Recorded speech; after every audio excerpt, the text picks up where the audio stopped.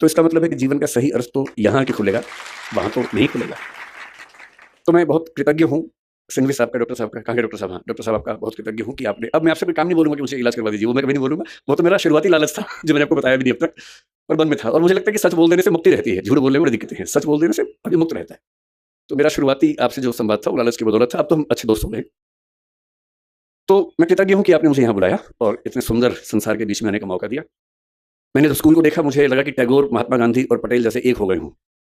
टैगोर के शांति निकेतन में जो सबसे सुंदर कॉन्सेप्ट मैंने देखा कि क्लासरूम के अंदर पढ़ाई नहीं करनी है, पेड़ के नीचे बैठना है, खुले में बैठना है, प्रकृति में बैठ के पढ़ना है। मैंने देखा कि यहाँ क्लासरूम में चेयर्स है ही नहीं, केवल छोटे से स्टूल है, वो उठाना है और पेड़ के नीचे चले जाना है, और जहां मन करे वहां बैठ के पढ़ना है। क्यों एक चार दीवारी के अंदर बैठ के ही हम पढ़ाई करेंगे? महात्मा गांधी ने एक बहुत अच्छा विचार दिया था बुनियादी तालीम का, बुनियादी शिक्षा का, जो स्वावलंबन में जोर देता है, स्किल्स की ट्रेनिंग पर जोर देता है, मातृभाषा में शिक्षा पर जोर देता है। और मैंने पाया कि वो सारे के सारे सिद्धांत इस स्कूल के अंदर ठीक वैसे ही चल रहे हैं। और सरदार पटेल का तो आशीर्वाद जैसा आश्रम को मिला ही है, तो उनके प्रति तो कृतज्ञ होना वैसे भी बनता है। दूसरा, मैं थोड़ा सा मुरारी बापू सास में है उनका जिक्र करके फिर मैं अपने मूल विषय पे आता हूँ, सरदार पटेल पर। मेरा आज तक ऐसा सौभाग्य नहीं हुआ कि मैं किसी कथा में जाके सुन सकूं, पर पर मैं बहुत संदेह करने वाला व्यक्ति हूं, मैं बहुत विश्वास करने वाला व्यक्ति हूं नहीं। मैं ईश्वर को लेकर भी उतना आग्रही नहीं हूं। मुझे फिलोसफी पढ़ते पढ़ते ज्यादा संदेह मन में रहता है, बहुत ज्यादा। ईश्वर भी हैं या नहीं है, हैं तो कैसे हैं, वो सब सवाल मेरे मन में बहुत ज्यादा चलते हैं। पर मैं नास्तिक नहीं हूं, मैं अज्ञेयवादी हूं। अज्ञेयवाद का मतलब होता है कि मुझे पता नहीं ईश्वर हैं या नहीं है तो कैसे हैं, पर मैं ये संभावना मानता हूं कि वो हैं, और अगर दुनिया चल रही है तो हो सकता है कि उन्हीं की बदौलत चल रही होगी। इस संभावना को मानता हूं। मैं ये भी महसूस करता रहा हूं कि जो संत का एक सुंदर अर्थ होता है, मैं संत कबीर का बहुत सम्मान करता हूं। मैंने कबीरदास को अच्छे से पढ़ने का प्रयास किया है और बहुत प्रेरित होता हूं उनसे, उनकी बातों से सीखता हूं। संत रैदास को मैंने अच्छे से पढ़ने का प्रयास किया, कई बार किया। तो मैं अक्सर सोचता हूं कि संत का मतलब क्या होता है। तो एक बार एक किताब में मुझे बड़ी सुंदर बात मिली। एक उम्र तक मेरा थोड़ा सा लेफ्टिस्ट आइडियोलॉजी की तरफ काफी झुका हुआ था, तो मुझे धर्म, संत, इन सब से लगभग अरुचि सी थी।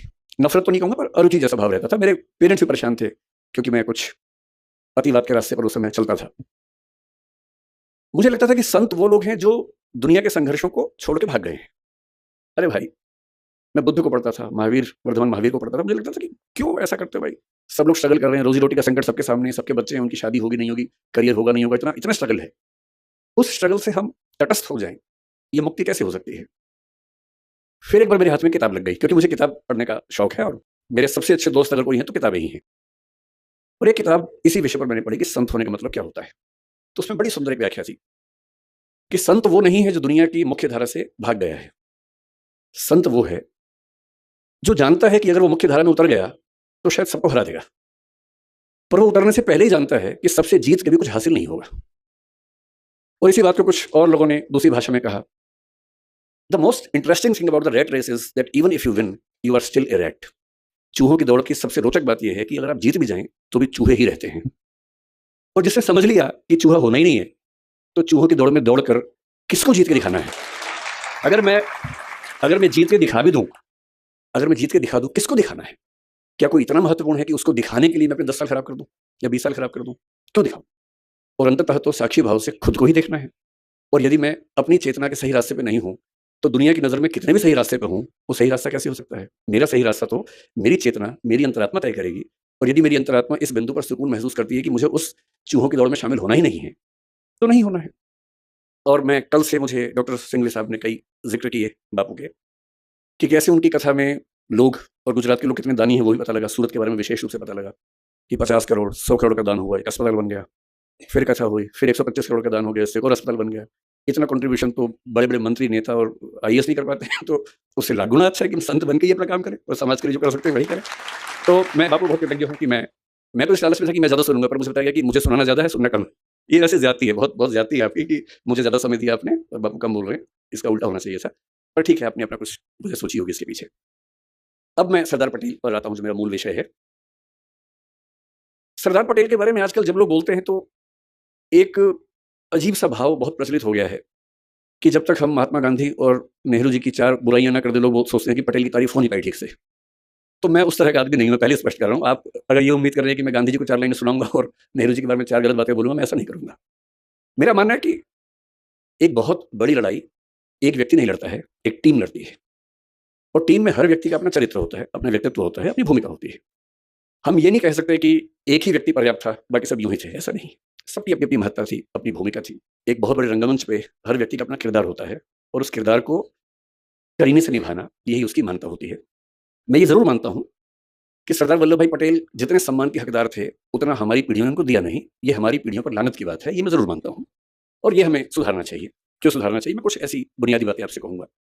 क्योंकि मैं यूपीएससी के लिए पढ़ता हूँ, तो इतिहास पर लंबा लेक्चर देना तो सामान्य बात है, पर आज जो ऑडियंस से मैंने पूछा पहले कौन लोग रहने वाले हैं, तो बताया कि स्कूल के बच्चे होंगे, कुछ समाज के लोग होंगे। तो मैं ये मान के आया था कि हमें बहुत आसान बातें करनी है, मुश्किल बातें नहीं करनी है। मुझसे कोई पूछे कि सरदार पटेल को आप किस रूप में देखते हैं, बल्कि आज से 4-5 साल पहले मेरी माताजी का देहांत 2018 के अंत में हुआ, नवंबर में। और जब ऐसा हुआ तो स्वाभाविक सी बात है कि मेरे पिताजी, जिनकी उम्र लगभग 80 साल है, वो काफ़ी अकेले हो गए थे, टूट से गए थे। वो भी बहुत एक्टिव हैं, पढ़ते लिखते हैं, किताब हर महीने किताब लिखते हैं, एक मैगज़ीन निकालते हैं। मुझसे ज़्यादा युवा हैं, मैं तो उनकी तुलना में बूढ़ा हूँ। तो मैंने उनसे पूछा अगले साल, मैंने कहा पिताजी आपका जन्मदिन आने वाला है, मतलब माताजी की मृत्यु के शायद 3 महीने बाद की बात, 2 महीने बाद की बात है। तो मैंने कहा आपका जन्मदिन आने वाला है, आप क्या चाहते हैं, कैसे मनाएँ? मुझे लग रहा था कहीं वो ये ना कहे कि मेरा मन नहीं है मनाने का या कुछ ऐसा। उन्होंने कहा कि मुझे ना जो सरदार पटेल की प्रतिमा बनी है वहाँ ले चलो। तो मेरे मन में इच्छा थी, इसी बहाने उनका मन भी बहला, तो हम वहाँ गए। और वहाँ जो बच्चा उस समय एसडीएम था, उसने बड़ा सहयोग किया। आज वो बल्कि आया भी है, शायद मुझसे मिलने भी मिलेंगे मुझे, थोड़ी देर में आएंगे। मेरे बड़े अच्छे दोस्त बन गए वहाँ उस दिन सब लोग। उस दिन मैं म्यूजियम देखा। करमसद तो मैं अपने पिताजी और माँ दोनों को लेके गया था, पत्नी भी गई थी, सब लोग गए थे उनका घर देखने के लिए। तो कोई मुझसे पूछता है कि सरदार पटेल को लेकर आपके मन में क्या भाव सबसे पहले आता है, मेरे मन में एक ही भाव आता है कि नेतृत्व का जो गुण किसी व्यक्ति में सबसे बेहतर हो सकता है, सबसे बेहतर हो सकता है, उसकी साक्षात मूर्ति देखनी है तो मैं सरदार पटेल को याद करूंगा। अगर मुझे किसी एक व्यक्ति का नाम बोलना हो तो सरदार पटेल का नाम बोलना चाहूंगा। क्यों बोलना चाहूंगा, उसकी वजह अलग हैं, शायद वो वजह थोड़ी सी इतिहास में आपको अलग लगे, पर मैं आपको 2-3 वजहें बता के बात समाप्त करूंगा। और क्योंकि मुरारी बापू हैं, राम कथा वो करते हैं, तो मैं बीच बीच में भगवान राम का जिक्र भी लाऊंगा ताकि थोड़ा सा पर्सपेक्टिव और सही तरीके से हम समझ सकें। भगवान राम के बहुत सारे रूप हैं। वाल्मीकि रामायण में अलग रूप है, भवभूति के उत्तर रामचरित में अलग रूप है। उसके बाद